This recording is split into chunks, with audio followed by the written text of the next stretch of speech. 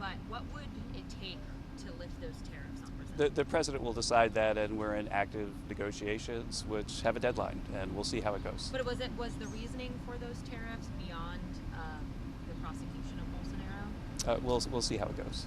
Do you have a reaction to the better than expected economic data coming out of China? Is that sort of the antithesis of what Trump's trade policy is needing to do in terms of constraining China? There's a lot of ambiguity about what the real data in China are, and I'd have to study the latest data to see if I believe it. But there certainly have been lots of reports, anecdotal reports of troubles in China. But to the extent that the global economy is responding positively to technological change, which we're seeing across the world because of like better computers and so on, it might have been a positive thing for them, but I've not studied the Chinese data. But a lot of it is based on the expansion of sort of non-US trading partners. I mean, is that We have normalized our trade relations somewhat with China over the last few months. There was something over here. You mentioned Brazil. Part of the reason you gave in some of your interviews is that it's a national security threat, part of the reason. But can you explain that a little bit more? How is Brazil a national security? Well, right now we've got IEPA for fentanyl and IEPA for trade deficits.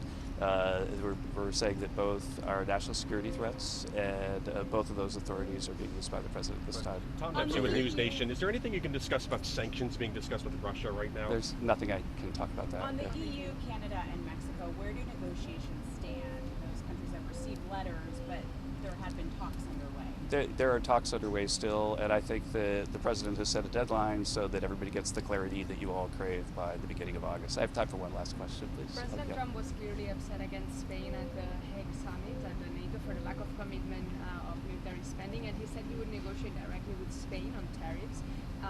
Did that happen? Because clearly the negotiations are between the EU as a bloc.